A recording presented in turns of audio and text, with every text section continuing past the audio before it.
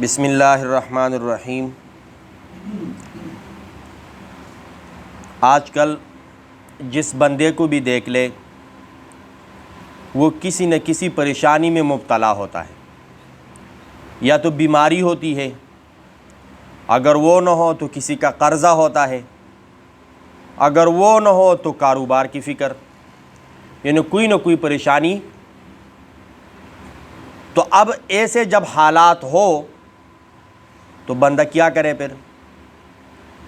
تو سب سے بہترین حال یہ ہے کہ ہم نبی علیہ الصلاۃ والسلام کی زندگی مبارکہ کو دیکھیں کہ نبی علیہ الصلاۃ والسلام کیا عمل کرتے تھے، یا صحابہ کا طرز عمل کیا تھا۔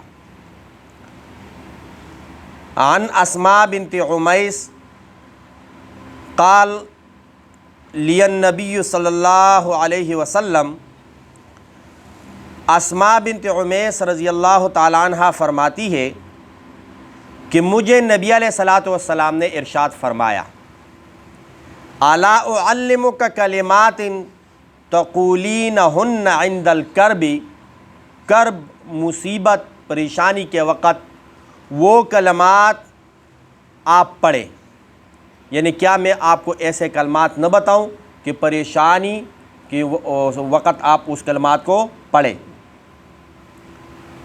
وہ کلمات اللہ اللہ ربی، آپ دہرا لیں، اللہ اللہ ربی لا اشرک بہ شیئا، میرا رب وہ اللہ اللہ ہی ہے، میں اس کے ساتھ کسی کو شریک نہیں ٹھہراتا، عورتیں تو نہیں ٹھہراتی۔ اللہ اللہ ربی لا اشرک بہ شیئا۔ اور ایک اور حدیث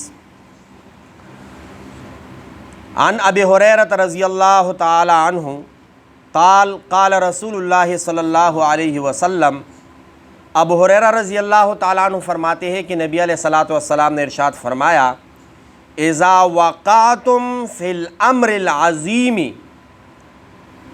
جب تمہیں کوئی باری مشکل معاملہ پیش آ جائے، یعنی کوئی پریشانی، مصیبت، کوئی تکلیف، مالی نقصان، جانی نقصان، کوئی بھی باری مشکل پیش آ جائے، فقولوا، پس کہو، حسبنا اللہ ونعم الوکیل، حسبنا اللہ ونعم الوکیل۔ یہ قرآن مجید کا آیت ہے، اور امام بخاری رحمۃ اللہ علیہ نے بخاری شریف میں حضرت عبداللہ ابن عباس رضی اللہ تعالیٰ عنہ سے روایت کیا ہے کہ ابراہیم علیہ الصلاۃ والسلام جب آگ میں ڈالے گئے تو ابراہیم علیہ الصلاۃ والسلام کے یہ کلمات تھے، حسبنا اللہ ونعم الوکیل، ہمارے لیے اللہ ہی کافی ہے اور وہ بہترین کارساز ہے۔ اور اللہ رب العزت نے اس آگ کو اس کو لے کیا بنایا؟ گلستان ہی بنایا، گل گلزار کر دیا۔